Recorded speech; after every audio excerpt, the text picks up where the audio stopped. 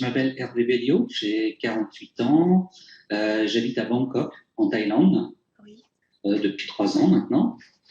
Ce que j'ai fait dans le coaching, en fait, bah, ça a été l'accompagnement pour me permettre de réaliser mon projet de roman sur ce que j'ai fait pendant 18 ans, donc l'humanitaire, qui était mon domaine de travail pendant toutes ces années.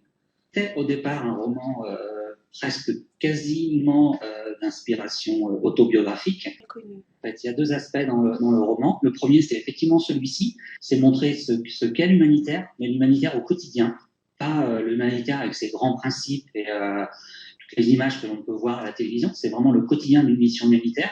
Ça se passe il y a 20 ans, mais dans certains endroits aujourd'hui, les conditions n'ont pas tellement changé. Et c'est pas du tout une critique, comment dire, une allégorie de ce qui se passe dans l'humanitaire. C'est vraiment ce sont des faits, c'est présenter la réalité telle qu'elle est au quotidien, le quotidien d'une mission dans un pays, le Soudan en l'occurrence. Donc ça, c'était vraiment le premier objectif, c'était de montrer cet aspect-là, parce que c'est vrai, comme vous le dites, c'est un aspect qui est très peu connu. Et le deuxième objectif, c'était aussi de montrer le parcours d'une personne qui s'est inspirée beaucoup de mon parcours à moi, mais qui est aussi le parcours de beaucoup d'expatriés que j'ai rencontrés dans toutes mes expériences en Afrique. Donc le deuxième objectif, si je comprends bien, ce serait d'inciter d'autres personnes à se lancer dans l'humanitaire. Oui, c'est leur montrer que on peut faire de l'humanitaire sans avoir une formation très poussée dans un domaine. C'est qu'il y a un élément qui est fondamental pour faire de l'humanitaire, c'est la motivation, c'est l'envie de faire ce travail-là. Si on n'a pas ça, ça ne sert à rien. Si on l'a, ça ne suffira pas forcément, mais il faut au moins avoir ça. Et après, il y a des concours de circonstances, il y a des choses que l'on peut faire qui peuvent nous amener dans ce milieu, puisque c'est un milieu où on le recrute beaucoup. Et la fiction, en fait, ça vous a aidé, si je comprends bien, à porter votre sujet et à le rendre encore plus vivant, plus nature que ce qui s'est passé réellement. Voilà, exactement. C'est une mission qui a duré 1 an. Donc 1 an dans une vie, pour un roman, c'est très long. Et il y a des moments où il se passe pas grand-chose. Donc mon idée, c'était de rajouter des scènes, des événements que j'avais vécus ailleurs, dans ce roman-là, pour donner une continuité, donner aussi un aperçu plus vaste des problèmes qu'on peut rencontrer au quotidien quand on fait une mission militaire, des personnes que l'on aide, des bailleurs de fonds, ceux qui nous donnent l'argent, des différentes organisations, des Nations Unies. L'idée, c'était vraiment de pouvoir faire un condensé de ce que j'ai pu vivre au cours de ces 18 années dans ce roman. Vous êtes révélé en tant que romancier. À la fin du coaching, c'est quelque chose que vous soupçonniez peut-être pas au début. Complètement. En fait, j'étais vraiment parti dans l'idée de faire un roman très autobiographique, puisque je ne pensais pas être en mesure de pouvoir créer du fictif, d'inventer des scènes. Première partie du roman, effectivement, ce n'est pas le cas. Ce sont des choses qui me sont arrivées, donc je relate. Et petit à petit, je me suis pris au jeu, j'ai commencé à inventer une chose, et puis ainsi de suite. Et j'ai réussi finalement à créer deux scènes complètes qui sont complètement fictives et qui, à ma surprise, tiennent la route. Donc voilà, pour moi, c'était vraiment c'est une progression. Je ne pensais pas être vraiment capable de le faire, pas prêt en tout cas à le faire. Et donc, c'est une révélation, vous êtes prêt. Aujourd'hui, vous êtes prêt. Oui, complètement, oui, oui. Alors, dites-moi, quand vous êtes arrivé, quand on s'est rencontrés au début du coaching, vous étiez débutant dans le domaine de la littérature. Vous aviez beaucoup écrit dans le cadre de votre travail. Hein, si je me souviens Oui, bien, vous avez fait des rapports et vous êtes oui. arrivé, vous étiez complètement débutant. Alors, j'étais complètement débutant dans le sens où je n'ai jamais rien produit de lisible. D'accord, J'avais écrit beaucoup de choses à d'accord. titre personnel, pas professionnel, mais je n'avais jamais réussi à aller très très loin en fait. Je m'arrêtais généralement au bout de quelques dizaines de pages parce que je n'arrivais pas à structurer ce que je voulais faire. Voilà, donc c'était dans ce sens-là où j'étais débutant. J'avais D'accord, rien écrit. et rien d'écrit. Et donc, ce coaching vous a apporté un certain nombre de choses qui vous ont permis de réaliser votre projet. Complètement.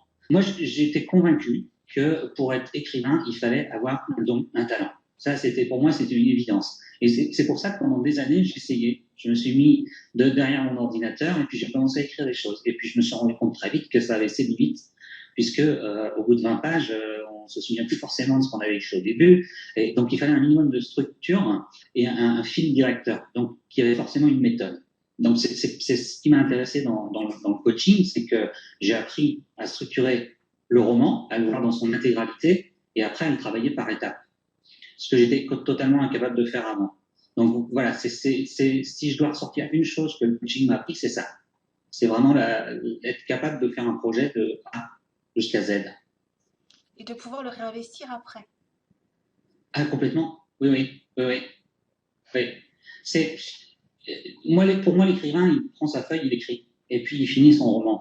Là, je me suis rendu compte que non, il faut avoir une vue générale de ce qu'on veut faire. Et puis après, voir bien les différentes étapes. Et en fait, c'est vraiment un travail de longue haleine. Faut faire les choses dans l'ordre. Ça s'improvise pas. Ou alors, ça peut s'improviser, mais pas pour moi en tout cas. Donc c'est une découverte, vous avez vu qu'il fallait plus préparer son écriture que d'écrire finalement. Un jour, vous m'avez dit, en fait, c'est 80% de préparation et 10 ou 20%. Exactement. Exactement. Toute la préparation qui prend énormément de temps. L'écriture prend du temps, mais pas tant que ça. Et puis après, il y a tout ce qui est relecture, réécriture, correction, qui prend également beaucoup, beaucoup de temps. Plus on passe de temps sur la première partie, et plus c'est facile, et plus c'est agréable d'écrire. En fait, c'est ça que moi je retiens, c'est que à partir du moment où le travail est tout préparé en amont, au moment où vient l'écriture, au niveau de la fluidité, c'est beaucoup plus facile, puisqu'on n'a plus à se poser un certain nombre de questions. Donc ça se déroule naturellement presque. Ça demande bien sûr après de revenir dessus, de retravailler, mais le premier jet, au moins, lui, il se fait très facilement. J'étais capable d'écrire des pages à suivre, ce que je n'étais pas forcément capable de faire avant, ou si je le faisais, c'était beaucoup plus laborieux. Là, avec le séquencier, à partir du moment où les choses sont déjà bien claires, après, c'est de l'écriture, c'est le plaisir, en fait, c'est ce pourquoi on fait ça. Donc nous avons fonctionné à distance. Qu'est-ce qui vous a poussé à choisir cette formule de formation et d'accompagnement? Pour la formation à distance, en fait, je n'ai pas le choix, parce que je suis en Thaïlande, c'est un pays qui n'est pas francophone, donc je ne suis même pas convaincu qu'il existe ce type de formation en thaï. Bon, je parle pas le thaï, donc c'était réglé, et en anglais non plus. Donc, si je voulais suivre une formation de ce type, c'était forcément à distance. J'avais déjà l'expérience d'un master à distance et pour moi, ça posait pas de problème. Je suis habitué à ce genre de fonctionnement. Je trouve ça vraiment très confortable, très souple. Donc, donc voilà, c'était à partir du moment où j'ai décidé de faire ce type de formation, je savais que ce serait à distance. Je ne pouvais pas rentrer en France spécialement pour ça, pour 6 mois. Donc non, c'était à distance. C'était logique. D'accord. Et le mode de fonctionnement, c'est d'apprendre à partir d'un projet qu'on est en train de réaliser. C'est quelque chose Oui. que vous avez apprécié, il me semble. Oui, exactement, exactement. Moi, en fait, j'avais pas forcément envie d'avoir des cours magistraux ou même un peu personnalisés sur comment écrire et ainsi de suite. J'ai quand même une expérience de l'écriture. J'ai 30 ans d'expérience professionnelle presque, donc j'ai écrit beaucoup de choses.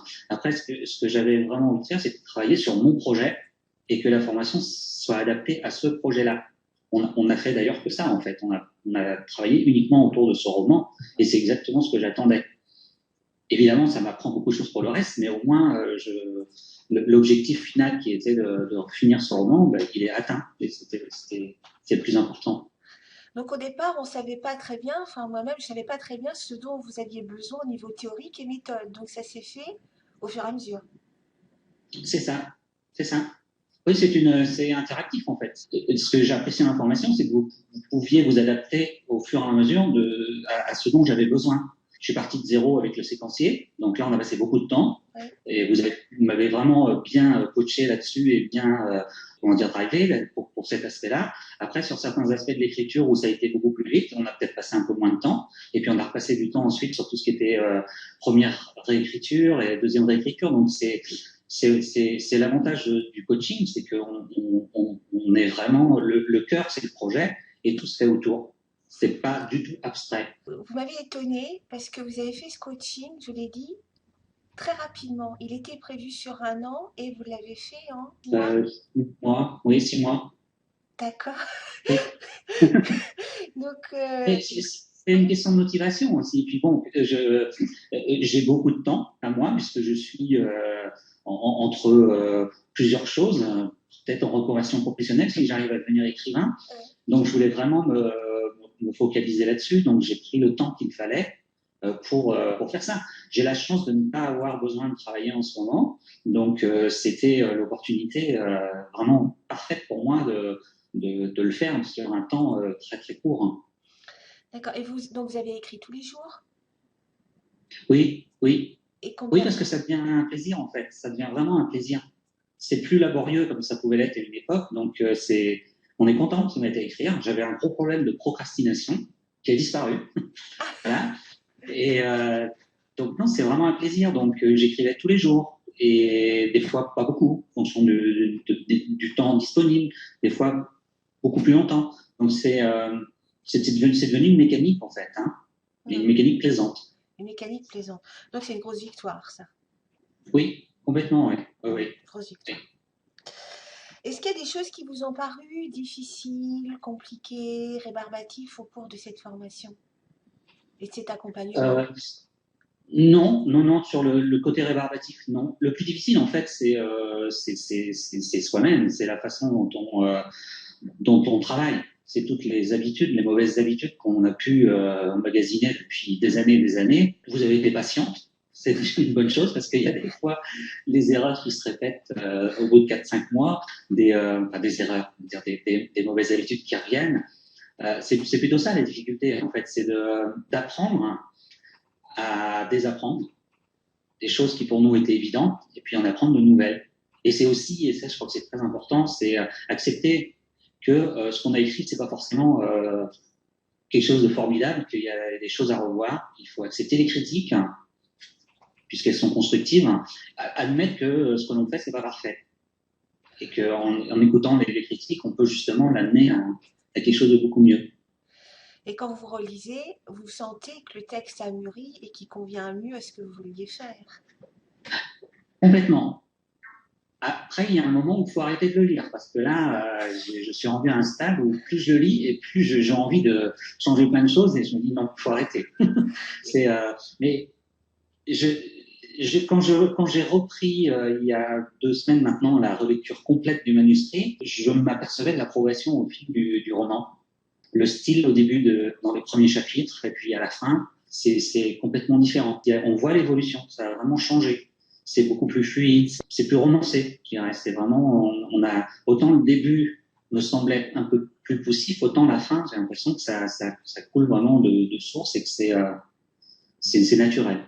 Donc oui, il y a une évolution et on la voit en se relisant.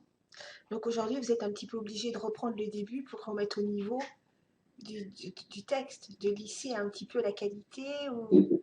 Oui, j'ai repris par petites touches, mais après, pour moi, c'est un premier roman, donc c'est un apprentissage, c'est un outil, Oui, donc je ne veux pas non plus tout refaire. oui. Je veux le garder aussi comme il est pour qu'il me serve d'exemple pour la suite, pour les romans à venir. Donc non, et puis je suis pas non plus mécontent de ce qu'on a fait au début et de ce que j'avais écrit dans les premiers chapitres. C'est juste que plus on lit, plus on devient exigeant, plus on a tendance à trouver que ce qu'on a écrit, c'est pas. Et c'est faux. Je pense que c'est faux. C'est qu'on n'est plus on n'est plus dans l'écriture et voilà, on devient un peu trop critique, trop exigeant par rapport à ce qu'on fait. Et quand on arrive à ce stade, on risque de retomber dans la procrastination. Exactement. Ouais, c'est vrai. Et donc il faut protéger son désir d'écrire comme un premier trésor, parce que c'est le moteur après qui va faire en Ouais, sorte que ouais, ça va vous faire avancer, complètement. Oui, c'est oui, oui, bien plaisir. sûr. D'accord. Est-ce que vous avez découvert, on a un petit peu évoqué le sujet, qu'est-ce que vous avez découvert sur l'écriture ou sur la manière d'écrire durant ce coaching? Bah, je disais tout à l'heure, en fait, c'est que pour moi, être écrivain, c'était avoir un talent. Oui, Même si je sais bien qu'il y a des gens qui écrivent des livres qui n'ont pas de talent. Mais, voilà. Mais pour moi, écrire, c'était vraiment avoir un don et puis pouvoir prendre une page et puis commencer et puis écrire un roman sur le fil. J'ai appris que non, il y en a qui peuvent le faire sûrement, mais pas moi, et je pense que la majorité des gens ne sont pas capables de le faire. Il faut une structure, il faut prendre le temps de préparer son roman. Ça rend l'écriture beaucoup plus facile après. Donc il y a tout un processus. L'écriture, c'est pas simplement écrire des pages, des pages. C'est vraiment il y a tout un travail à faire pour arriver au terme du roman. Si j'ai appris une chose sur l'écriture, c'est ça. C'est que c'est pas spontané, pas sur un roman complet. Oui, c'est pas spontané, Non. effectivement.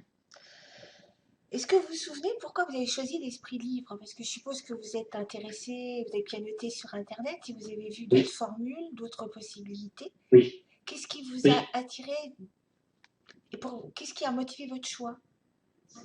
Euh, la première des raisons, c'était cette offre de formation à distance qui n'est Oui, pas offerte par tout le monde. Donc ça, c'était vraiment un critère important. La deuxième chose, c'est que effectivement, il y a pléthore de formations de ce type sur Internet. Ce que j'ai apprécié, c'est la taille de votre structure, en fait.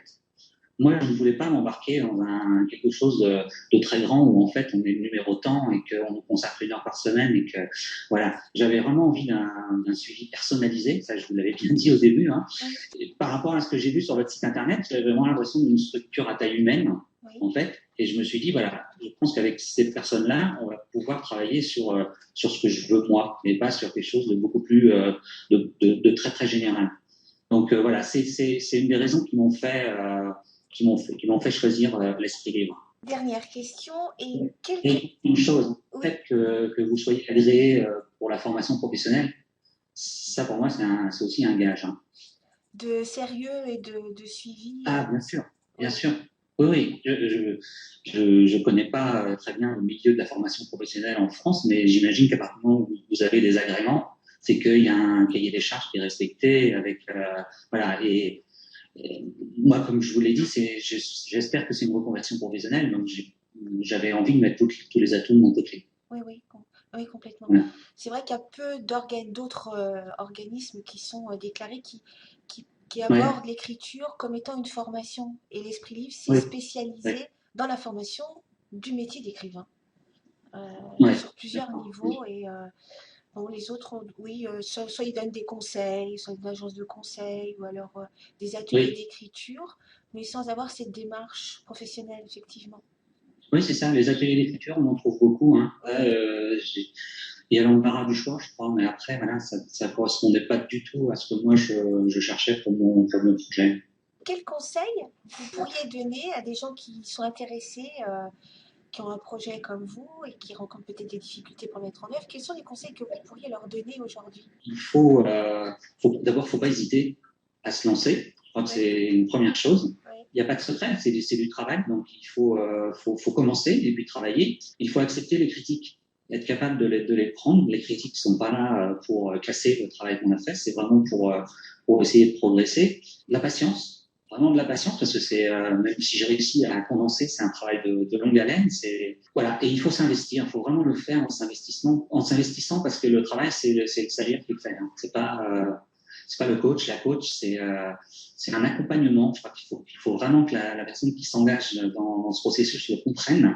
C'est pas vous qui écrivez le livre, c'est vraiment la personne qui est coachée. Les conseils sont là pour aider, ils sont pas là pour remplacer le travail. Donc il faut de la patience, du travail, beaucoup de travail, et puis être sûr de son projet et avoir envie d'aller au bout. merci beaucoup. J'ai fait le tour de toutes les questions. J'en ai même rajouté quelques-unes au passage. N'était pas dans ma liste. Oui, alors le manuscrit, il fait exactement 441 865 signes, espace compris. Ah, c'est un beau bébé, hein?